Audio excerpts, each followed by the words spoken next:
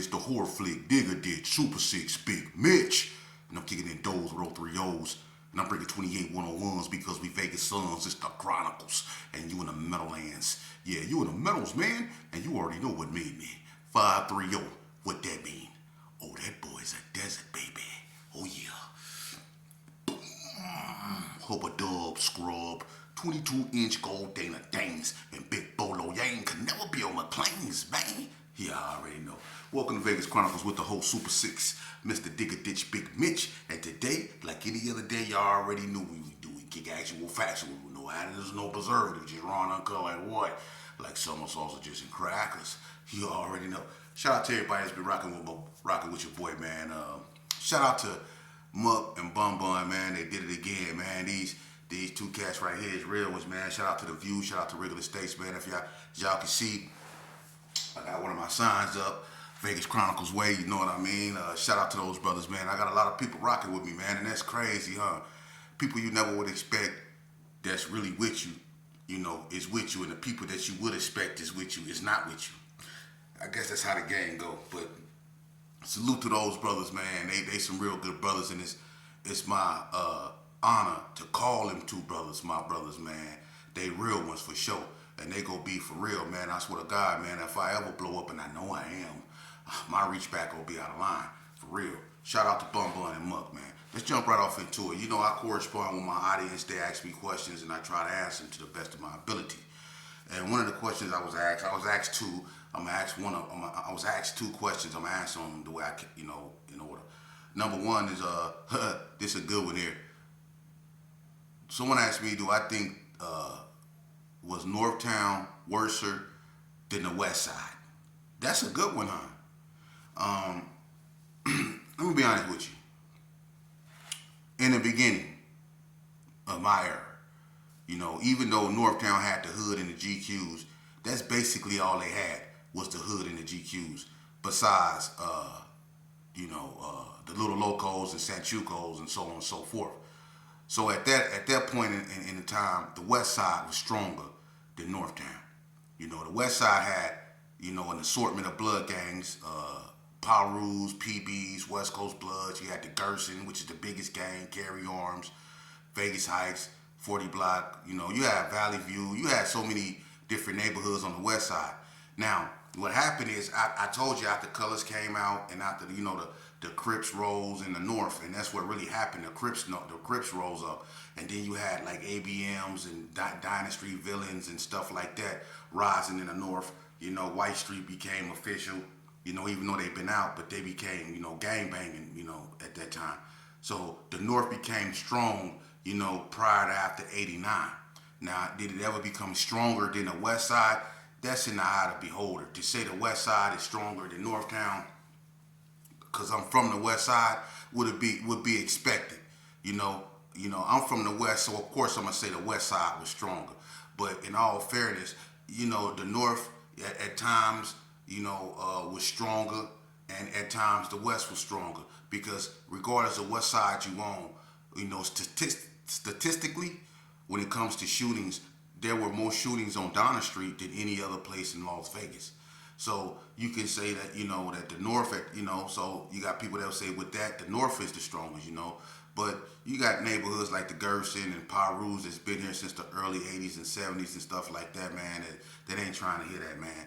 You know, so to say the West is stronger than the North or the North is stronger than the West it's in the eye of the beholder, you know. But, you know, me growing up, I could honestly say this, you know, the West Side to me was real turned up. It was more dangerous during my era than it was, because when Donna came out, Donna was the force that was really pushing the North, you know, at one point.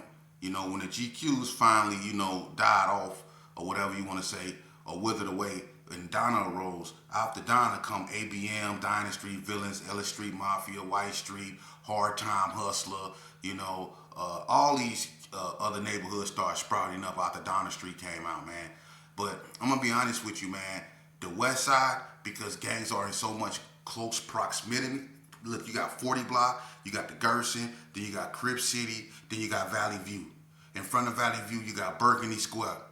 Then you got Regular Estates. You got Delmonico, you got Cary Arms, you got Crib City, then you got the Brownies, you got 3 Streets, you got Bonanza Village, you got Sydney Sue, you got so many different neighborhoods. Then you got like West Coast, you got Paru Turf, then right by Paru Turf you got Sherman Gardens and the Jets. You see what I'm saying? And right over there by, Sherman Gardens and the Jets, you got Vegas Heights and stuff like that. So you got gangs that's in close proximity to one another. So that's what made the West Side more dangerous. You go in Northtown, you got Donna Street and you got White Street. But those are probably the 2 gangs that's the closest to each other, because you have to go a long stretch before you into another neighborhood, another gang neighborhood. But on the West Side, all you have to do is cross the street and you're in another neighborhood. So the West Side at one point, when it comes to that, has been more dangerous, man, because you can get caught trying to walk across the street and it can be all bad. But to say that the West Side is more dangerous than Northtown as a whole, that's in the eye of the beholder. They both shared, their glorious glorification, or whatever you want to call it, in stupidity. They both had their time to shine in that madness, So the West Side at one point, and then Northtown at one point, Another question I was asked when, and this is a kind of like it has to do with snitching, telling. And the person wanted me to get into what is really telling and what is not telling. Man, I'm going to be honest with you. When it comes to telling, excuse me, if my allergies and stuff be messing with me sometimes, man. But when it comes to telling, man, I'm going to be honest with you. People don't honor that no more. They really never did. It used to be a point in time when people, if you did this right here, something happened to you. But nowadays, since some people that do this right here be related to other people and stuff like that, they get a pass. I didn't know people was doing, telling so much until I went to the penitentiary. When I went to the penitentiary, that's when I really, but by then it was too late. But I really seen the truth then. Telling been going on, man. And I'm going to be honest with you, people pick and choose when they want to enforce that. If you sign up for this, man, and you get caught up, then that's it. I'm going to be honest with you. I'm going to tell y'all something, man. I remember, we was in the car one day. We was about 4 deep, and we had a homeboy that just got out of prison. He went out of prison no more than 2 weeks. And matter of fact, I ain't gonna lie, it was Ghost. Dre Ghost had just got out, and we was all together, and we was rolling, and we was finna drop Ghost off. Ghost wanted to go chill, with one of his girls, and we had a pistol in the car, and he knew we had a pistol in the car, but we was just dropping him off. And we was coming from the G's, and we was taking him to the Big Cary Arms. He had a girl that stayed over there by on West Street. She stayed in the same parking lot as Bread did, but she stayed upstairs, and we was taking him over there. So when we hit West Street and we was going down West Street, Northtown get behind us, right? They pull us over. I ain't gonna lie, we jumped out the car and we broke. You know what I mean? And Ghost felt he ain't had no reason to run, but we left that pistol in the car. To make a long story short, Ghost got caught up with that pistol case. You know what I mean? And the thing that saved Ghost is the pistol was in the front seat, Ghost was in the back seat. That's what saved Ghost. But Ghost had to, go to jail. He got right back out, but Ghost went to jail for that. You know what I mean? And we jumped out the car and we ran, but Ghost didn't say nothing. But see, what people don't understand is that if him not saying nothing, that could have got him violated. Everything. He just got out the joint. Good thing he went on parole, but he just got out the joint. But he was in the back seat. They could have put that up on him, and he could have been strengthened up with a pistol case, and it could have went ugly for him. But he kept his mouth shut. They dropped it. They let him back out. But see, that's what you sign up for. Some dudes, if that would have happened, and we jumped out, they would have told everybody that was in the car. You see? Especially if you just got out the pen, ain't nobody trying to go back. But people don't keep it real like that no more. You see? People don't keep it real like that no more, And I want to tell y'all a story, and I'm going to leave it alone. Ain't no need to say no names, but I don't know if I told y'all this story before, right? And I'm going to show y'all something. And this is why I be by myself, and this is why that homieism stuff, I don't mess with it. But it was these two Gershon dudes, right? And they was rolling together. One of them picked the other one up. But one of them had their baby in the car. Now, I don't know if I told y'all this story, but this is a true story. If you know, you know. But one of them had his baby in the car, right? And so he picked his homeboy up. You know, they childhood comrades, they ain't tripping. But his homeboy didn't tell him he had a pistol on him. He didn't tell him that. His baby in the back seat in the baby seat, right? They rolling, you know what I'm saying? One of them, he ain't been tripping, you know what I mean? He trying to be a father to his kid. He normally be getting into it with his girl and stuff like that because he don't be spending, time with his kid. So that's what he doing. But at the same time, he always messing with his homeboys. And that's the problem him and his girl be getting into it with. She don't like the fact that he always going back over there with his homies instead of being with his child. So today he with his child. But once again, he see one of his homeboys, and that's been his Achilles heel, his homeboys. So instead of him just spending the time with the child and doing what he's supposed to do, he decided to pick up his homeboy. No harm, no foul, right? So he picked his homeboy up. They rolling around, they chopping it up. His homeboy got a pistol on him, don't even tell him. So he ain't tripping. He don't know he got a pistol on him. So they just rolling, and he relaxed rolling. You know what I'm saying? So he might be doing a little speeding or whatever he doing. The police get behind him, right? So he looking. He pull over. He know he ain't got no warrants. He ain't riding dirty. He look at his homeboy. He tell his homeboy, "You straight?" His homeboy got that look on his face like his stomach hurt. Like, you know how that look be when the police pull you over and you know you dirty? And you ain't tell your homeboy you got something up on you? You know how that look? Yeah, he had that look on his face. So he like, "What's happening?" And he was like, "I got that thing." He like, "What thing?" So he had a pistol, right? So he like, "Oh." You know what I mean? He like, "Nigga, why you ain't tell me you had that?" But it's too late. The police finna come to the window. So before he can do anything, he looking, the police walking, this cat right here turned around and put the thing in the baby seat, up under the baby.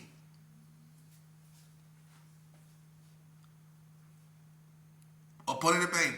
So the police come to the window. He like, this. So the police come to the window. Alright, well, they get out the car. Police, let them know, see the baby. They hoping with the police seeing the baby, they don't want to search the car. But you know how the police is, when they run your name, they see both of y'all Gerson Park Kings, mans. Both of y'all, one of y'all been to the, swoop scale at least, woo woo. So they finna search this car, right? So they search the car, they don't find nothing. But the only thing they ain't searched is that baby, the baby seat, right? So when they search the baby, they pick the baby up out the baby carriage and all that old stuff, the baby seat and all that old stuff. They see the pistol. They not only mad they found the pistol, they mad that these cats, or one of the cats, put the pistol under the baby. They mad. So you already know what's finna happen. They finna take the kid. They both going to jail. Woo, woo, woo, woo, right? So it's only one thing to do. The dude know he finna lose his kid. What you think he did? And was he wrong for doing it? What you think he did? Who you think went to jail? Do you think both of them kept their mouth shut closed and they both went to jail? Or do you think one of them told who that pistols was? What you think? What you think happened? What would you do if your homeboy didn't tell you that he had a thing on him and he got in your car and the popos roll up on y'all and he put it in your baby seat? What would you do with your baby up in there? What would you do? Would you tell them? Or would you both go to jail, let them take your kid? You probably never get your kid again. Your girl might not get your kid because it's a pistol and they put it on their seat. To make a long story short, what ended up happening is the cat who was driving, he basically told him that wasn't his thing because he knew they was gonna take that baby. His homeboy went to jail. So now his homeboy in jail mad. And he got this paperwork, right?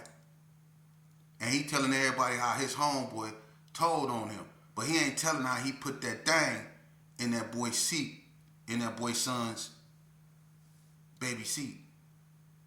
He ain't telling how he put that gun in that baby seat, under that baby. All he telling is how his homeboy told on him. You see? So is that telling? Since everybody caught up in this telling thing. Because I'm going to tell you something, homie. When it comes to telling, it's a lot of these cats around here that hold their chests up high, that act like they done did some telling, homie. Especially in that penitentiary. You go in that penitentiary, listen, homie. It's so many dudes, and I done seen them on all sides. It don't matter what they wear, whether they wear green, red, or blue. They was doing this here. Not all of them, but a bunch of them. And the higher ups was the ones doing it. And there was this one investigator at prison. His name was Wayne Dyer. Wayne and Ben come out of PB Turf. And if anybody ever can get in contact with Wayne Dyer, he used to be the investigator at Southern Desert Correctional Center. Wayne Dyer's still out there. And Wayne Dyer know every person that was in there doing this here, man. And it was a gang of them, man. For real. I'm gonna tell y'all another story, man, about telling. This is how y'all know. Look, it was a Gershon that came to the yard on Indian Springs, right? And this was back in the 90s, about 90s, 97, 98, somewhere around there, about 97, 98. Reputable Gershon, right? Got hands, right?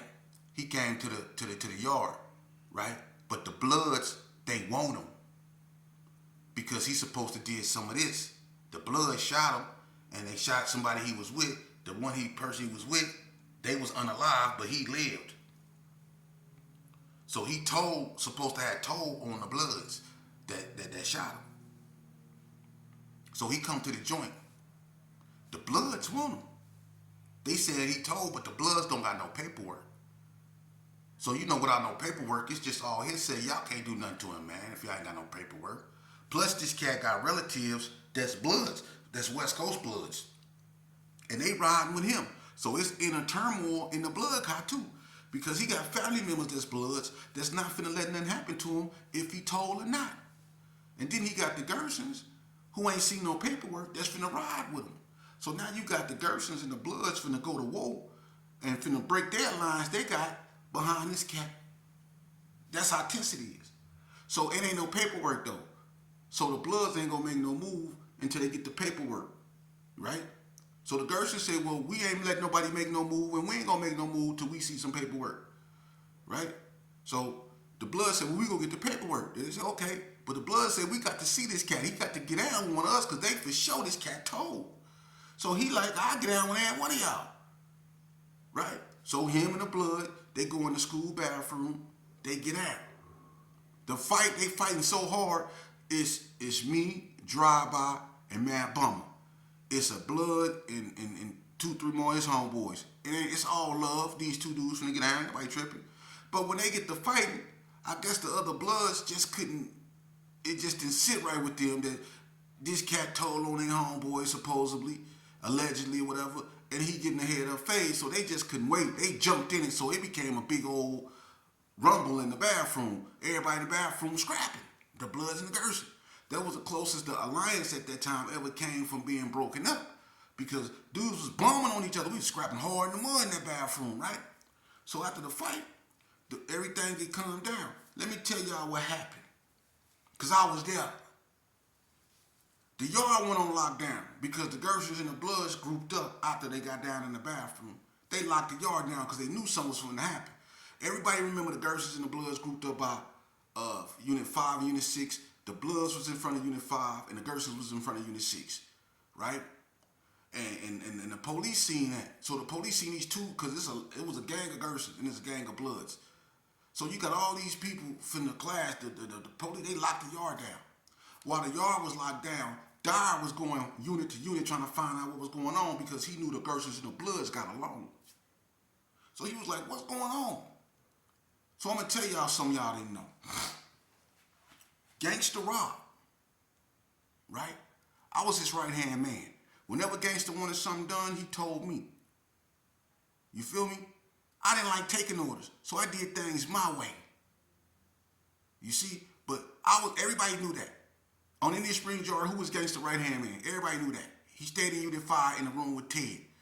I was down A-Wing. I stayed right next door to Leatrick and Easy Money then. Bankroll Bob stayed right across the way from me. Him and Red Rum. See? Now, What happened was, when everybody was on lockdown, Wayne died when he got Gangsta Rob. And he went and got certain members of Bloods, like Goo and a few more, Flap, all them, James, all them, they remember. And he talked to them. And he wanted to know what was going to make things go away. How could we stop this? Because at this time, the wardens on the yard was Hatcher, O'Halloran, and Lawrence. Hatcher was the warrants, O'Halloran was the captain, and Lawrence was the AWP. Everybody remember them two brothers in pink panties. O'Halloran, the captain that got caught in the female apparel. Y'all remember that? They call them pink panties. Y'all remember that? Yeah, but anyway, so they decided, gangster, I'm gonna tell you that it would be best if they locked up the Gerson. So the honcho of the Gersons basically told on his little homeboy and got him off the yard so the Gersons and the Bloods don't go to war. And he told it was for the greater good. You see? And for telling on the little Gerson, Wayne died and he out there. If y'all think I'm lying, I raised my right-handed guy. Wayne Dyer is out there. You ask him, he gave Gangsta Rob for being willing to do that, to give him the info that he gave him. He gave him a bunch of jewelry. And I'm not just kicking dirt on my OG, my big brother name, but that really happened. That really happened.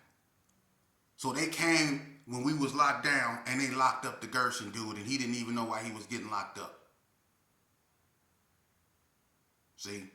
And the paperwork came. So the Bloods wasn't lying. But before they could make a move on him, and before that paperwork they got him locked up. So telling been going on.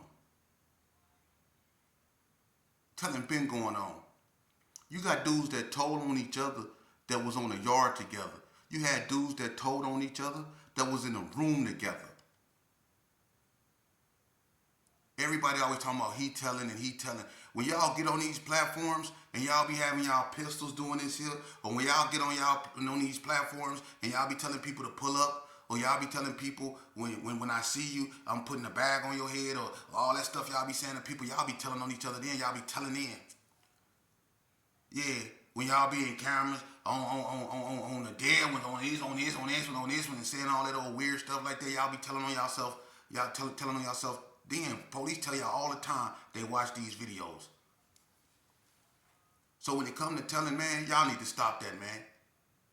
They say silence is golden. That's been broken. The covenant been broken. People been telling, man. Sammy the Bull told on Gotti. Come on, man. Sammy the Bull told. For real, man. And they be like, man, you know, and this the thing about that. There's nothing you can do about that. There's nothing you can do about that. Okay, you can't stop people from telling, but what you can do is stop putting yourself in a position to be told on. Does that make sense? Stop putting yourself in positions to be told on, man. Get away from these dudes, man. I'm keeping it real with you. A lot of these cats don't want you to succeed, man. Y'all only friends temporarily, because when they find something that's gonna elevate them beyond you, they go take it, homie. For real. I'm telling you the truth, man. Your own people, man. And this ain't about me always kicking dirt on the Gerson or nothing like that, man. I don't need to do that. The Gerson kicked dirt on his own name. I don't need to do that, man. I know what I done, and I'm still trying to rectify my wrongs in life. I don't got no business looking at somebody else's or trying to put the spotlight on somebody else's faults. I'm too busy trying to correct mine. I know what I did to certain families. You see? I know why certain dudes out there that really don't like me, man. I know what I did. I gotta live with that every day. And there's a lot of you cats up around here that think it's cool. There's a lot of you cats up around here that wish I just shut up and go away. And you know what? That's cool too, because y'all the same cats that ain't never been about nothing. Y'all the same cats that I'm talking about right now. If them people got y'all in the room for 5 seconds, y'all be telling them stuff they ain't even asked y'all about. Y'all be the same ones, man. Y'all be the same ones, man. For real. The ones that stood on the sideline and watched everybody else put in work. The ones that's good at telling a story but never participated in one. You good at narrating them, but you never did one. You good at talking about other people, but when it comes about talking about yourself, you ain't got nothing to say because you ain't never been about nothing.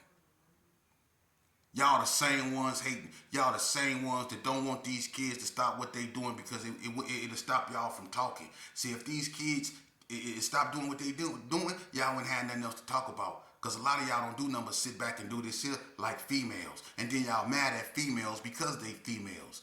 Y'all want to be females. I ain't never in my life heard men allow other men to call their phone and say, B-I-T-C-H, what you doing? You got men calling each other the B word now. Back in the days when I was growing up, if you called a dude the B-I-T-C-H word, you was better off stealing on him. If you call him the B-I-T-C-H word or you sex played him like these cats out here be sex playing each other, you was better off stealing on him because you'll get dealt with. But that just goes to show you that this is a new breed.